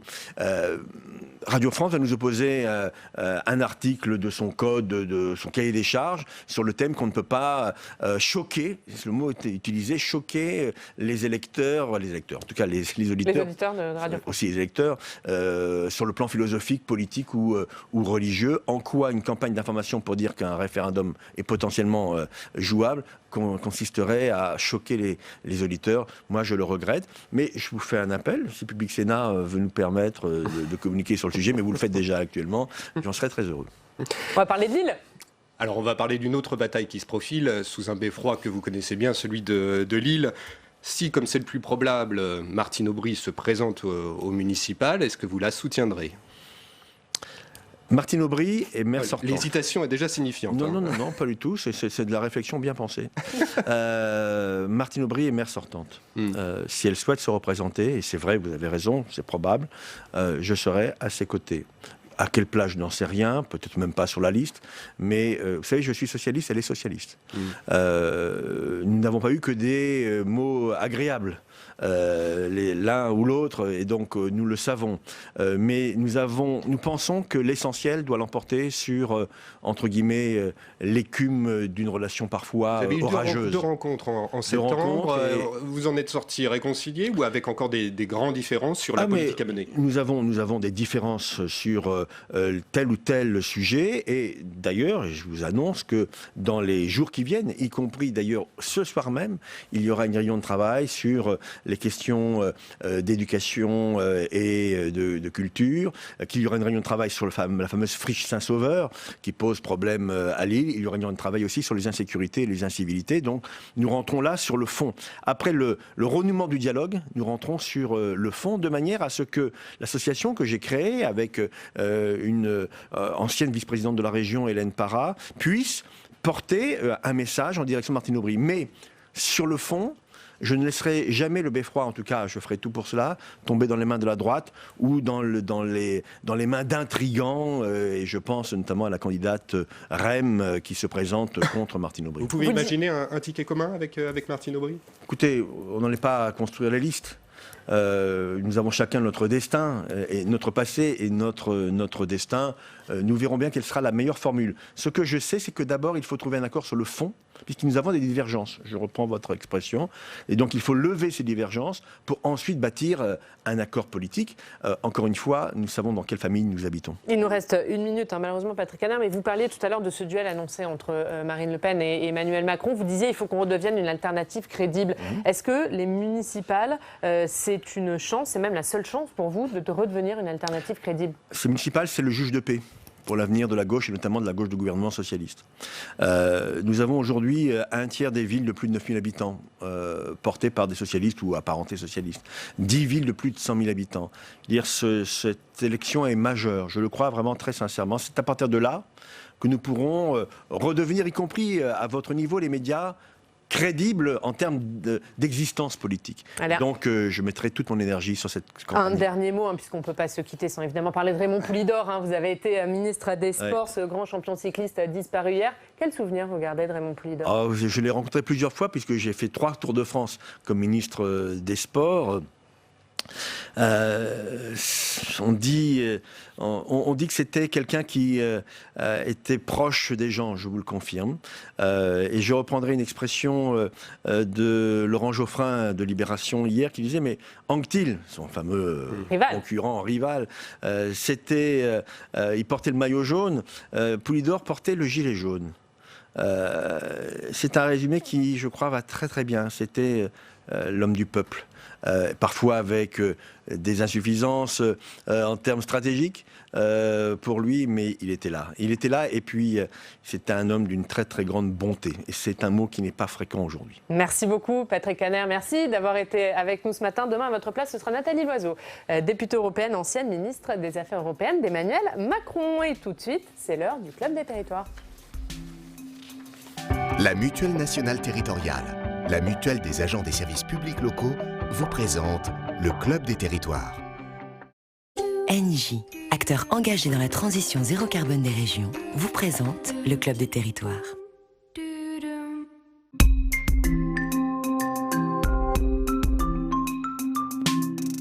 La presse quotidienne régionale et les télévisions locales vous présentent le Club des Territoires. Oui, le Club des Territoires en partenariat avec la presse quotidienne régionale, les télévisions locales et les Indes radios. Aujourd'hui, avec la bande, nous parlerons de cette colère étudiante qui monte après l'immolation de l'un d'entre eux, les étudiants qui dénoncent leur précarité. On parlera d'une autre colère, c'est celle du personnel hospitalier. Grande journée de mobilisation. Aujourd'hui, ils réclament plus de moyens et justement, c'est le thème de notre reportage en région. Allez à votre rencontre parce que l'actualité, ça se passe chez vous. Toute la semaine, nous sommes en Moselle sur les questions de santé. Et aujourd'hui, direction les urgences de l'hôpital de Metz pour voir quel est l'état des urgences aujourd'hui. Nous sommes allés à la rencontre du personnel pour tenter de comprendre leurs inquiétudes et leur colère. C'est un reportage de Béatrice Finzan et Michael Spitzberg.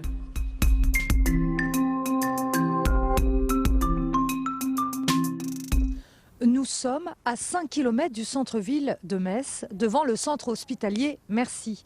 Ici, 75 000 patients sont accueillis chaque année. Or, 40% d'entre eux n'ont rien à y faire. Non, mais je vais voir sur Boulet. Je vous remercie bien. Merci, au revoir. Tu vois la gestion des Non, la gestion des lits, ils savent pas les lits. Ils savent rien. Là, ils se dénotent. Ah non, j'appelle Boulet, j'ai pas le temps. Enfin, on va attendre ça. Et ça bouge pas, non? Je préfère faire, ça ira plus vite. Ça marche. Monsieur Braun, vous êtes chef des services des urgences de l'hôpital de Merci. Aujourd'hui, gérer les urgences, être urgentiste, mais qu'est-ce que ça signifie en fait? Ça signifie un travail particulièrement pénible dans les conditions actuelles, conditions de surcharge des services d'urgence liées à un phénomène d'amont et d'aval.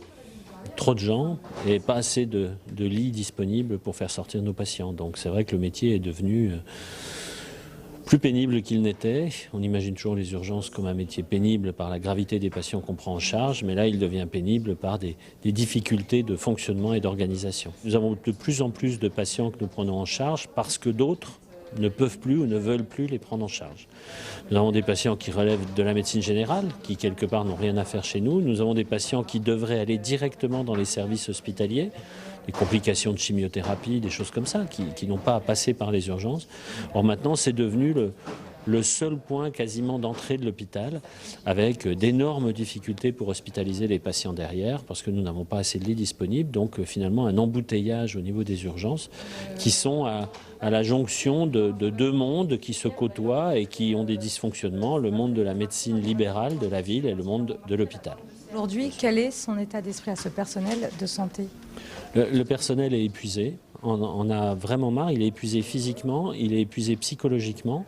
Pourquoi psychologiquement? Parce qu'on lui demande toujours plus et toujours plus de choses qu'il n'est pas prêt à faire, entre guillemets, ou pour lesquelles il n'est pas prévu. Épuisée, Marine fait partie de ce personnel soignant, souvent à bout. L'infirmière est arrivée aux urgences il y a 4 ans, c'est son premier poste, et elle souhaite déjà changer.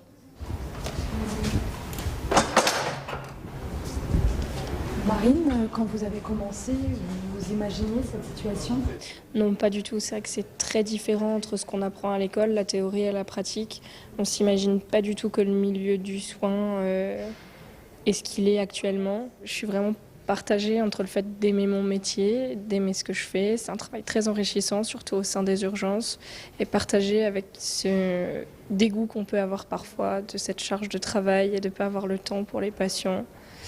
De faire du travail à la chaîne et de ne pas pouvoir exercer de manière globale la prise en charge du patient. On parle d'un personnel qui se sent déshumanisé, qui n'a plus le temps de prendre du temps pour ses patients. Vous êtes à bout aujourd'hui? Oui, je me sens parfois à bout quand on a une surcharge de travail, quand on est en sous-effectif, quand il y a des temps d'attente qui sont considérables, quand on est face à l'agressivité aussi, parce qu'il ne faut pas oublier que le personnel soignant est beaucoup confronté à l'agressivité verbale et parfois physique, malheureusement. Donc c'est ce cumul de toutes ces choses qui fait qu'on en vient à être épuisé. Il faudrait 40 lits disponibles chaque jour pour désengorger le service des urgences de Metz. Ici, c'est la priorité avant l'hiver, sinon le service ne pourra pas faire face. Voilà pour ce reportage de Béatrice Finzan et Michael Spitzberg. Bonjour messieurs. Bonjour Ariane. Merci d'être avec nous aujourd'hui. On va bien sûr parler de cette journée de mobilisation du personnel hospitalier, mais on l'a vu dans ce reportage aux urgences de l'hôpital de Metz. On a entendu le chef du service des urgences dire « Bon, ce métier, il a toujours été difficile, ça on le savait, mais c'est de plus en plus difficile aujourd'hui à cause notamment d'une mauvaise organisation, à cause aussi d'une mauvaise orientation des patients. » Jérôme Cordelier.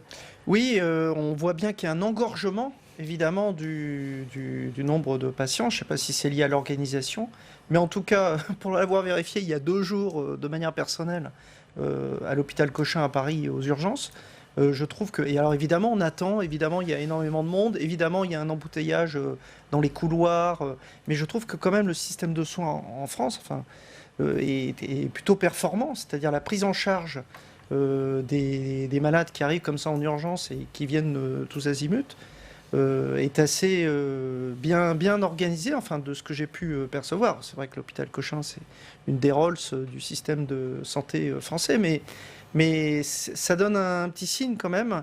Et je trouve que tout ce personnel fait dans des conditions assez acrobatiques certaines prouesses.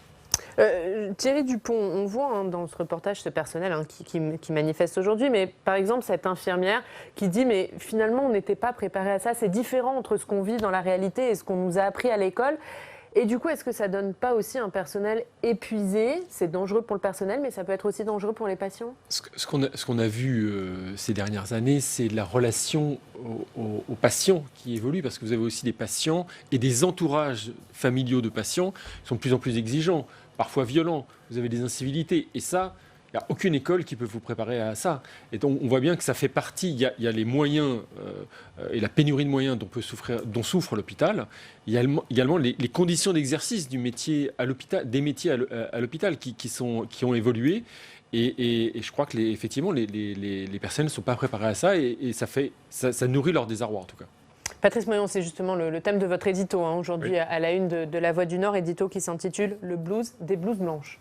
De Ouest France. De Ouest France. Ouais. Qu'est-ce que j'ai dit? La Voix du Nord. Ah ben non, de Ouest France. C'est parce que Julien Lécuyer était là juste avant vous. De Ouest France. Oui, mais ce qu'il faut bien voir, c'est que dans cette crise des urgences, on part de très très loin. Il faut se souvenir quand, il y a 10 ans, il y avait les mêmes manifestations, il y avait le même cri d'appel, le même SOS. Roselyne Bachelot, à l'époque, qui avait répondu avec une loi Patients, Santé, Territoire, et en fait, rien n'a changé depuis. C'est-à-dire que c'est l'organisation du système de soins aujourd'hui qui craque de partout. Donc là, il y a déjà des mesures qui ont été prises avec Ma Santé 2022, mais il faut bien voir que ces mesures-là n'auront d'effet que dans plusieurs années, c'est-à-dire former plus de médecins, réorganiser la médecine de ville et en plus, effectivement, donner des moyens à l'hôpital, parce que l'hôpital public français reste un formidable outil, mais aujourd'hui, on est au bout d'un système. Alors justement, Alex, on va revenir sur ce système, sur les annonces d'Agnès Buzyn, mais toutes les semaines, Alex, vous replongez pour nous dans les archives de Public Sénat et on va reparler de ces mouvements hospitaliers.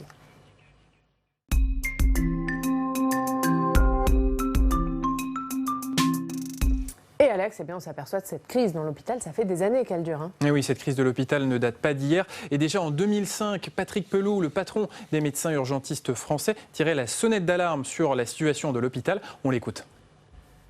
Derrière les murs qu'on a là, les difficultés sont de pire en pire. Nous avons de moins en moins de lits. Les budgets des hôpitaux sont de plus en plus étriqués. On veut faire des hôpitaux publics une entreprise industrielle. Or, nous ne sommes pas une chaîne de production de boîtes de conserve. On soigne des malades, on soigne des humains, c'est-à-dire on soigne toute une relativité de la relation entre les soignants et les soignés. Et donc, évidemment, les restrictions budgétaires à l'heure actuelle sont beaucoup trop difficiles et nous n'y arrivons plus. Alors, il y a 15 ans, les services d'urgence étaient déjà saturés. Et sous le gouvernement Chirac, il y avait eu un plan pour essayer de mieux organiser, de désengorger ces services d'urgence. Et c'était le ministre de la Santé de l'époque, Xavier Bertrand, qui l'avait mené. On l'écoute. Il nous faut avoir une bonne permanence des soins, c'est-à-dire que les Français aient le réflexe du 15 quand ils ont un problème de santé alors que leur cabinet médical est fermé et qu'ensuite, bien évidemment, nous ayons le personnel nécessaire, les bâtiments adaptés dans les urgences et qu'aussi ensuite nous ayons des solutions après le passage aux urgences pour les personnes. Je pense bien sûr aux personnes malades comme les personnes âgées pour lesquelles nous avons besoin de leur trouver des solutions après le passage aux urgences. La question des finances des hôpitaux est également un problème récurrent et en 2004, le ministre de la Santé de l'époque, Philippe Douste-Blazy, proposait aux hôpitaux d'éponger leurs dettes. Écoutez-le. Porte de Versailles à Paris, c'est ici, au salon Hôpital Expo, que le ministre de la Santé a choisi de s'exprimer pour la première fois sur le délicat dossier de l'hôpital. Dans sa hotte, plusieurs mesures de soutien destinées à faciliter l'adoption de la réforme Hôpital 2007 et en premier lieu une annulation de la dette des établissements publics. Je vous propose tout simplement d'annuler vos dettes, d'apurer les comptes. Pour cela, dès cet été, je mobiliserai les moyens qu'il faudra, c'est-à-dire 300 millions d'euros. Et voilà, 300 millions d'euros de dettes épongées à l'époque, mais 15 ans plus tard, la dette de l'hôpital a explosé. Elle s'élève à peu près 30 milliards d'euros. Et Agnès Buzyn l'a déjà affirmé, cette fois-ci, l'État ne va pas effacer l'ardoise de l'hôpital. Merci beaucoup, Alex. Alors on le voit, hein, évidemment, c'est une crise qui dure. La question, elle est financière. Que peut annoncer Agnès Buzyn dans les prochains jours, compte tenu du contexte compliqué économique en France, hein?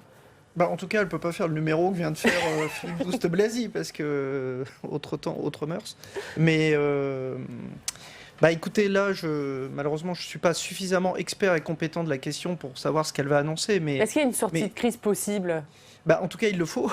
Et puis on voit bien que le problème, hein, c'est que on voit bien qu'il y a une chaîne de décision qui est un petit peu difficile au sommet de l'État. C'est-à-dire que, évidemment, il y a un plan de l'hôpital, mais pour l'instant, j'ai l'impression que ça bloque un petit peu au-dessus d'Agnès Buzyn, si je puis dire. C'est-à-dire que maintenant, il faut quand même prendre des décisions assez rapides.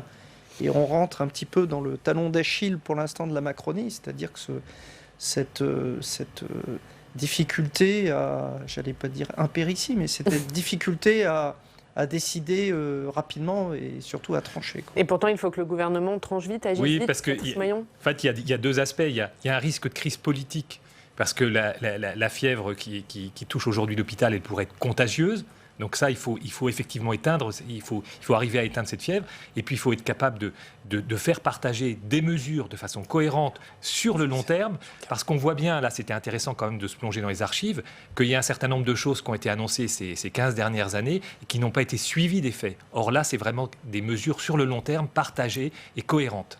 Et oui, il y a un vrai problème de calendrier politique, de timing pour Agnès Buzyn, car par exemple au Sénat, on est en plein examen du budget de la sécurité sociale, avec notamment le budget de l'hôpital. Et Agnès Buzyn, son plan hôpital, elle devrait l'annoncer, elle avait prévu en tout cas de l'annoncer après cet examen du budget de la sécurité sociale. Ça n'a pas du tout plu aux sénateurs. Ils ont donc renvoyé en commission ce texte. Et voilà, la ministre est un peu pris dans l'étau et elle doit faire des annonces très rapidement pour ne pas crisper le Parlement. Et puisqu'on parle d'Agnès Buzyn, il y a un papier cette semaine dans l'Express, Thierry Dupont, hôpital, docteur Agnès et Madame Buzyn, papier sur les rapports entre la ministre et l'hôpital. Oui, et alors sur les annonces, en fait, on sait que Agnès Buzyn, elle travaille sur des mesures pour les urgences et pour l'hôpital depuis déjà une quinzaine de jours.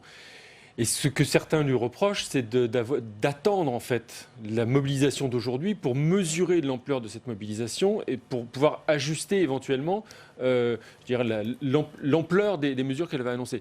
Donc on voit bien que là, c'est une vraie politique. Et c'est tout son problème aujourd'hui, c'est quelqu'un qui est très attaché à son ancien métier de professeur de médecine et qui en même temps a basculé dans le camp des politiques. Et voilà, on voit bien qu'il y a des proches qui lui reprochent aujourd'hui d'avoir oublié son ancien métier. Certains disent, au début, on pensait que c'était une professeure de médecine qui devenait ministre. Aujourd'hui, c'est une ministre qui a été, il y a longtemps, professeure de médecine. Donc on voit bien qu'il y a un hiatus, un fossé qui se creuse au sein de la communauté hospitalière dans le regard porté sur l'action d'Agnès Buzyn. Et c'est à lire cette semaine dans l'Express. On va conclure sur ce thème des hôpitaux et des médecins, mais sous un autre angle. On va parler de la question des lobbies avec nos partenaires des télés locales. On va se rendre à Rennes, puisqu'une étude menée par des chercheurs, des ingénieurs et des médecins de Bretagne s'est récemment penchée sur les avantages offerts par les laboratoires pharmaceutiques et perçus par les médecins généralistes. C'est une étude qui a été publiée dans la revue Prescrire et qui montre l'influence de ces cadeaux sur la manière dont les médecins prescrivent certains médicaments. Les explications de TVRN. Le docteur Pierre Frouard ne s'attendait pas à autant de médiatisation. Les appels se succèdent et les interviews s'enchaînent dans les médias nationaux. Et pour cause, le médecin généraliste installé à Rennes depuis 5 ans met en lumière avec d'autres collègues enseignants, chercheurs et ingénieurs l'influence des cadeaux des labos pharmaceutiques sur les médecins généralistes qui les reçoivent. Effectivement, ça pose des questions qui sont légitimes. Est-il normal que les firmes pharmaceutiques offrent des cadeaux aux médecins? Est-il normal que les médecins acceptent les cadeaux des firmes pharmaceutiques? Et finalement, on peut même aller plus loin en disant est-ce que la loi qui encadre ces échanges entre les firmes et les médecins généralistes est adapté. Autant de questions qui méritent un débat public. Selon l'étude qui s'appuie sur 41 000 généralistes et des bases de données publiques et privées, les avantages des médecins représenteraient plus de 5 milliards d'euros depuis fin 2012. Des cadeaux qui peuvent aller du simple restaurant à la nuit d'hôtel. La seule chose qu'on peut dire, c'est qu'il y a un risque, quand on reçoit des cadeaux, de prescrire moins bien, plus cher, par rapport à des médecins qui ne reçoivent pas de cadeaux. Aujourd'hui, le médecin généraliste espère que l'étude amènera à une réflexion sur les liens entre professionnels et labos pharmaceutiques. Il précise qu'il n'a pas de lien d'intérêt. Et après la colère du monde hospitalier, on va parler d'une autre colère, celle qui monte chez les étudiants. Après l'immolation de l'un d'entre eux, des étudiants qui dénoncent leur précarité. Il en a été question hier lors des questions d'actualité au gouvernement. Au Sénat, regardez cet échange entre le sénateur communiste Pierre Ouzoulias et le secrétaire d'État à l'Éducation nationale et à la jeunesse, Gabriel Attal. À cette crise majeure, vous répondez par une baisse de moyens alloués à l'enseignement supérieur.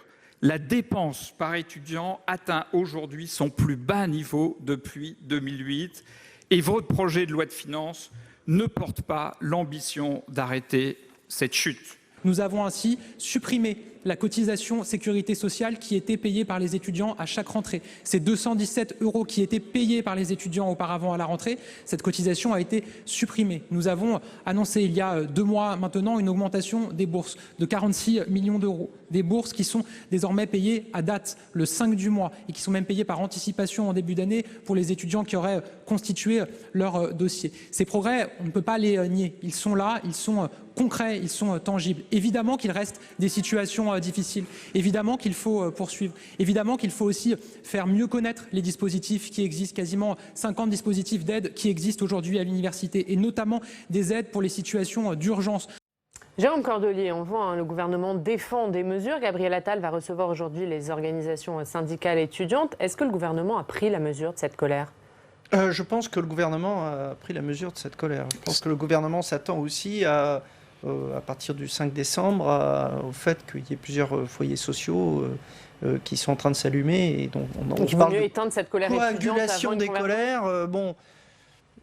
Avant on disait convergence des luttes. Moi je suis un petit peu dubitatif là-dessus parce qu'on voit bien que de toute façon il n'y a pas de leader et puis on est dans un contexte social qui est assez différent de 95 puisque ça devient un peu la référence puisqu'il n'y a pas de leader et puis surtout les gens sont surtout sur leurs intérêts catégoriels si on peut dire. Donc pour lier tout ça, il faudrait qu'autre chose prenne, mais on sent qu'il y a énormément de tensions, de crispation dans le pays.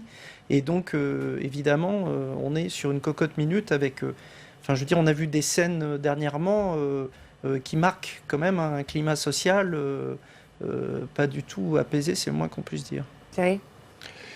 Non, mais c'est vrai que les premières... interventions de Gabriel Attal après le drame de Lyon ont été assez mal perçues. En fait, il avait un peu dit oui, c'est pas vraiment politique. Quand on lit le mot laissé par l'étudiant qui s'est immolé, c'est un texte éminemment politique. D'abord, c'est aussi un militant politique. Donc voilà, on sent bien là, hier qu'il a pris la mesure. Effectivement, il faudrait pas qu'à la grogne sociale s'ajoute une grogne étudiante, et puis, sans oublier la grogne scolaire, parce que vous avez aussi des mouvements dans les lycées, et notamment des violences. Et je pense que le gouvernement est très attentif à ce qui peut se passer, notamment dans les quartiers défavorisés. Patrice Moyon, est-ce que des étudiants en colère, une jeunesse en colère, c'est toujours un risque politique pour un gouvernement ? La jeunesse, c'est toujours un risque, on le sait bien pour tout gouvernement. Et puis là, il y a un contexte particulier, effectivement, avec cette émergence de la violence. Et avec un certain nombre d'acteurs qui soufflent sur les braises. Donc oui, il faut être attentif à ce qui se passe actuellement. Et puis la vraie question, c'est est-ce que le gouvernement a pris la mesure de la précarité des étudiants depuis 2 ans ? Alors là, Gabriel Attal donne des chiffres sur l'action du gouvernement. Donc 217 € de cotisation sécurité sociale en moins pour cette année, donc ça fait quelques euros par mois. Il ne faut pas oublier qu'il y a 2 ans, les APL avaient été diminuées de 5 €. Ça avait également frappé les étudiants. Et si on regarde notamment les APL pour le budget 2020, elles vont être quasiment gelées, plus 0,3%, c'est-à-dire en dessous de l'inflation. Ça va également frapper les étudiants. Autre chiffre de Gabriel Attal qui est communiqué, la hausse des bourses de 1% pour l'année prochaine. 1%, c'est quasiment c'est le niveau de l'inflation. Donc c'est un alignement sur la hausse des prix. Donc c'est quand même pas grand-chose pour les étudiants aujourd'hui. Donc le gouvernement, on fait moins que ce qu'il dit ? Non, mais le gouvernement est aussi confronté au coût de la vie. Le prix du logement augmente. Le logement, c'est à peu près 50% des dépenses courantes des étudiants. En centre-ville, il est de plus en plus difficile de se loger, notamment dans les grandes métropoles. Donc voilà, et il faut savoir que je crois que 38% des ressources des étudiants proviennent des familles. Donc quand les familles souffrent, leurs enfants aussi souffrent. Cette question du logement, elle est centrale dans la société française aujourd'hui. Donc là, on parle des étudiants, mais on pourrait parler effectivement de toutes les personnes aujourd'hui qui ont du mal à se loger dans toutes les grandes métropoles. La crise des Gilets jaunes, c'était ça aussi. Un mot, puisqu'on parle de cette colère étudiante, elle a dégénéré dans quelques villes il y a 2 jours, notamment à Paris, où les grilles du ministère ont été enfoncées. On a vu aussi à Lille cette conférence de François Hollande empêchée. Est-ce que la violence, elle décrédibilise ce mouvement, ou finalement c'est devenu le seul moyen de se faire entendre aujourd'hui ? Enfin, la violence, elle est un peu instrumentalisée quand même dans l'affaire de. Vous évoquez l'éviction de François Hollande, avec une violence et des images qui sont quand même terribles. Des livres déchirés comme ça sous les caméras de télévision et de manière hargneuse. Il y avait longtemps qu'on n'avait pas vu ça, et heureusement d'ailleurs en France. Livres déchirés à l'université. Voilà. Et donc, en plus d'un ancien président de la République, bon, quand même, voilà, il y a des symboles, il y a beaucoup de symboles dans ces images-là. Donc, mais c'est vrai qu'il y a aussi une instrumentalisation de certains syndicats, voilà, qui essayent de souffler sur les braises. Bon, c'est classique, c'est malheureusement, tragiquement, souvent comme ça que ça se passe. Mais... Après, il faut toujours aussi remettre en perspective.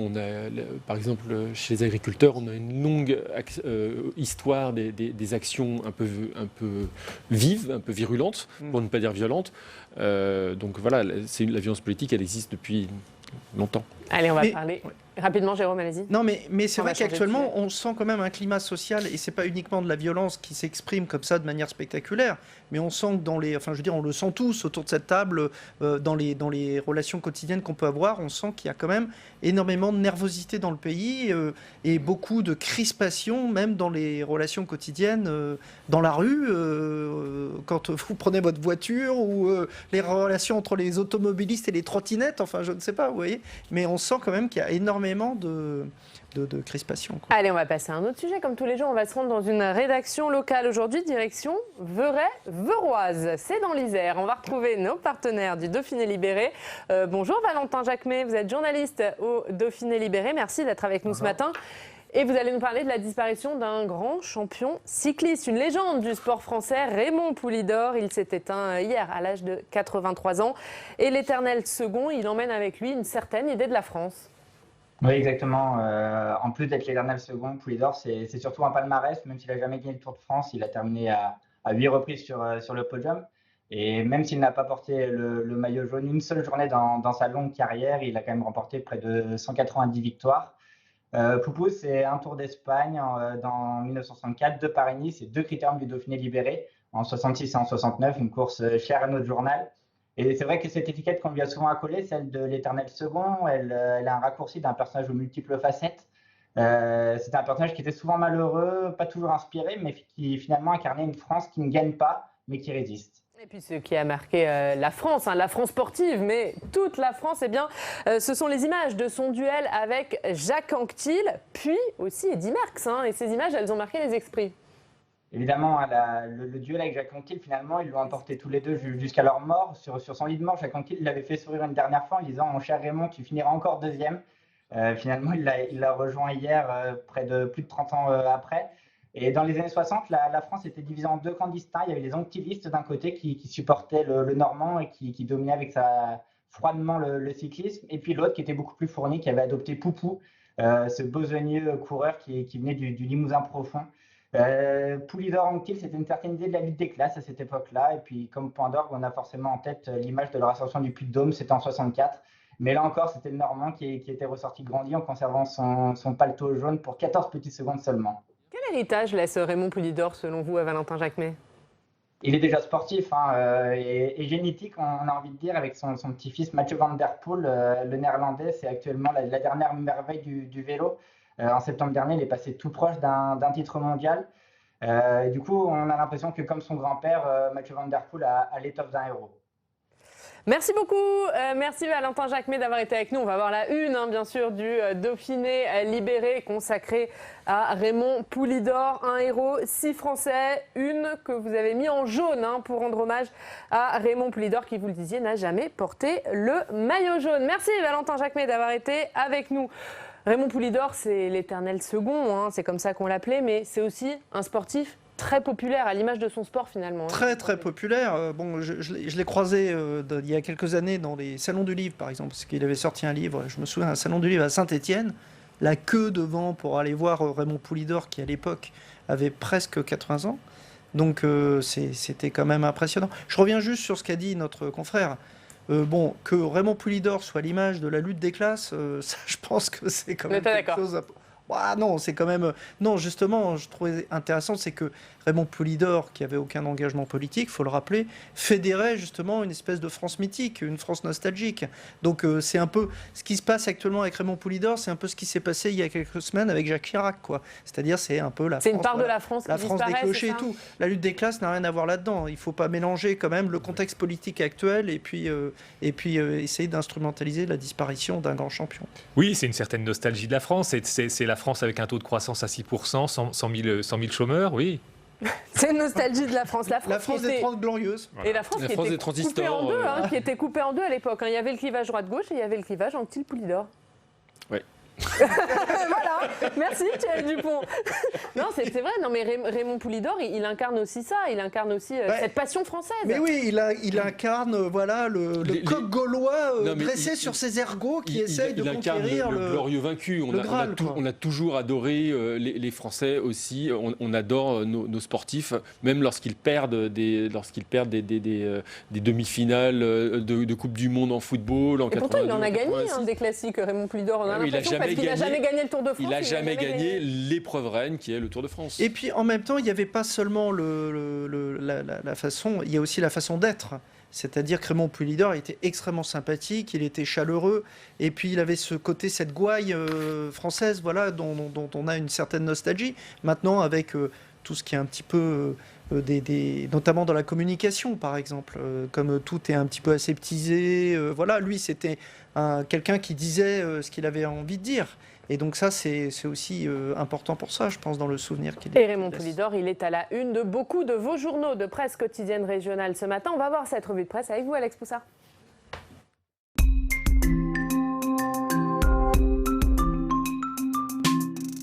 Et on commence avec l'Est républicain. Et oui, l'Est républicain qui titre « Poulidor s'est échappé ». Très beau titre pour ce journal de l'Est, alors qu'effectivement, quasiment tous les journaux de la presse régionale consacrent leur une à la disparition de cette légende du cyclisme français, Raymond Poulidor, à l'âge de 83 ans, qu'on surnommait Poupou, l'éternel second, mais qui restera à jamais premier dans le cœur des Français. Et on va passer à La Voix du Nord qui n'a pas mis Poupou à sa une, La Voix du Nord. Et oui, et La Voix du Nord qui parle d'un autre Tour de France, le Tour de France de la réforme des retraites, beaucoup moins populaire auprès des Français. Et là, le capitaine de route, c'est Jean-Paul Delevoye, le haut commissaire à la réforme des retraites, qui faisait face aux lecteurs de La Voix du Nord. Objectif, faire de la pédagogie sur cette réforme qui fait grincer des dents, car elle devrait faire tomber les régimes spéciaux de retraite. Et le chronomètre tourne pour le gouvernement, puisque la grève du 5 décembre se profile, la grande grève contre la réforme des retraites. On passe à Centre Presse, Alex. Et oui, cette grande grève du 5 décembre sera peut-être la grève de la convergence des luttes, car le mouvement des Gilets jaunes a déjà annoncé qu'il devrait y participer. Et ce sera peut-être l'occasion d'un second souffle pour ces Gilets jaunes, notamment dans le département de l'Aveyron. C'est la une de Centre Presse, où le mouvement des Gilets jaunes aveyronnais a d'abord connu l'espoir l'année dernière, et maintenant il fait face à la désillusion. Et on termine, Alex, avec le Progrès de Lyon. Et oui, le Progrès de Lyon avec une bonne nouvelle, cette opération chirurgicale réussie pour les deux sœurs siamoises, Bissi et Eyenga. Les deux sœurs camerounaises ont pu être séparées après une opération chirurgicale qui a quand même duré 5 heures et où il a fallu mobiliser une vingtaine de personnes.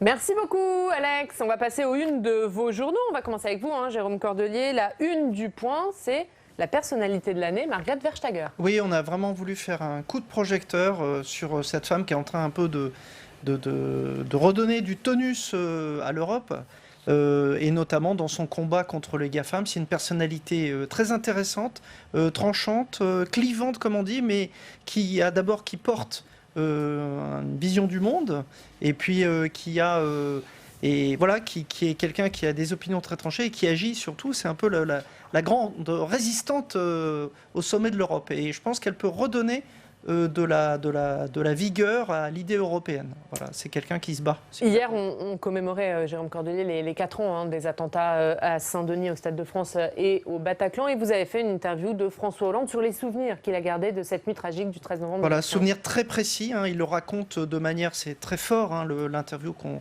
a pu faire sur lepoint.fr, parce qu'il raconte cette nuit de manière haletante. On sent qu'il l'a revit, alors que c'était il y a 4 ans. Et vraiment, il n'a rien perdu de tout. Et il dit cette phrase aussi, enfin, c'est comme ça qu'on a terminé l'entretien, que la mort accompagne toujours les présidents. Et donc, quand le président rencontre l'histoire, il y a la fierté, la gloire, mais il y a aussi une forme de tragédie assez importante, et que tous les présidents ont connu cette tragédie. Et donc, c'est un moment assez émouvant, je trouve, la façon dont François Hollande raconte cette nuit meurtrière. Et c'est à lire sur lepoint.fr. Alors, François Hollande sur votre site internet, Ségolène Royal dans votre édition papier avec dans une un photo. Autre registre. Dans un autre registre, avec une photo de Ségolène Royal dans un traîneau. Et une question, que fait vraiment Ségolène Royal? Voilà, donc Géraldine Wössner a enquêté sur on pourrait dire le cas royal, parce qu'on voit bien que Ségolène Royal se déploie un peu tous azimuts et dit beaucoup de choses sur le gouvernement, intervient beaucoup dans le débat public, mais on se demande qu'est-ce qu'elle fait vraiment en tant qu'ambassadrice des pôles. Et là, c'est vrai que Géraldine a trouvé des choses un peu bizarres. Et vous avez trouvé la réponse? Voilà, on a trouvé la réponse, malheureusement.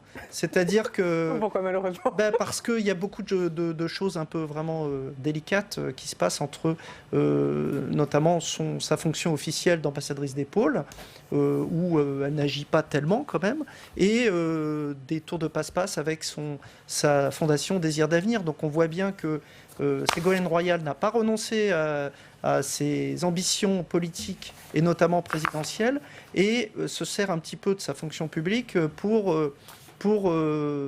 assouvir ses ambitions personnelles, politiques. Donc ça, évidemment, dans une démocratie, ça pose problème. Allez, on a vu la une nationale avec Margrethe Vestager. On va regarder vos unes locales, deux unes à Nice. Où manger sain, c'est la une. Voilà. Alors, du très point pratique, voilà, avec donc de bonnes adresses. Voilà, les bons plans à Nice. Voilà. Et Strasbourg. Alors Strasbourg, c'est les sujets qui fâchent. Oui, les sujets qui fâchent, puisque c'est une des villes en France où on connaît tous les candidats pour les municipales. Et donc là, on a fait le tour un peu des candidats, et notamment des sujets qui vont poser problème au cours de la campagne.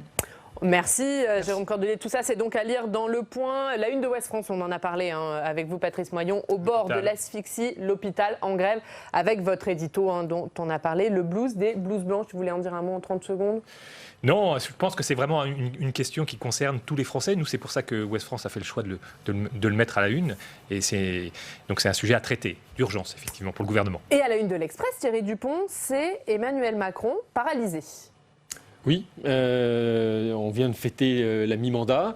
Et on s'est intéressé à ses capacités d'action. A-t-il encore les moyens de mener les réformes promises pour la France, sachant qu'on a parlé tout à l'heure de ce climat social très instable, très inquiétant pour le gouvernement, avec ces mouvements sociaux qui se développent dans plusieurs secteurs. On les liste dans ce dossier, les cheminots, les enseignants, les hôpitaux naturellement, les agriculteurs, les étudiants maintenant.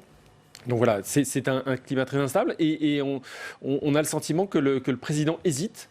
On le voit bien, il hésite à s'engager sur la réforme des retraites. Ils sont très très prudents. Donc on s'interroge sur sa capacité à réformer. Et un papier, toujours sur Emmanuel Macron. Macron, la peur de sa vie, c'est le moment où il est allé au Puy-en-Velay, en pleine crise des Gilets jaunes. Parce qu'on pense que c'est un moment fondateur de son quinquennat, cette soirée du 4 décembre 2018 où il se rend au Puy-en-Velay. Il faut se rappeler, le 1er décembre, c'est l'apogée pratiquement des violences à Paris pour le mouvement des Gilets jaunes, et lui est à Buenos Aires. On l'a déjà fait. Et donc lorsqu'il revient de Buenos Aires, il se rend à l'Arc de Triomphe, et 2 jours après, il va au Puy. Et là, c'est une visite un peu furtive, et pas vraiment annoncée, pas vraiment dans le protocole. Et puis, ça se passe mal. Il y a un attroupement de gilets jaunes devant la préfecture qui avait été incendiée 3 jours plus tôt. Et le convoi présidentiel est pris à partie dans les rues du Puy-en-Velay. tous ses proches sont d'accord. Il en a été profondément marqué. Voilà. Et voilà. Il y a eu un moment d'inquiétude dans le convoi présidentiel et on s'est demandé s'il allait être. Il s'est dit, si je sors, je vais être lynché. Et c'est à lire dans l'Express avec ce papier dont on a parlé tout à l'heure. Papier d'Éric Mandonnet. Papier d'Éric Mandonnet sur Macron et le papier sur Agnès Buzyn, papier de Jean-Baptiste Daoulas, dont on a parlé sur les relations entre la ministre et l'hôpital. Merci. Merci messieurs d'avoir été avec nous aujourd'hui. Nous, on se retrouve demain. L'invité politique, ce sera Nathalie Loiseau, députée européenne, ancienne ministre des Affaires européennes d'Emmanuel Macron. On vous attend demain. On vous souhaite une bonne journée. La presse quotidienne régionale et les télévisions locales vous ont présenté le Club des Territoires.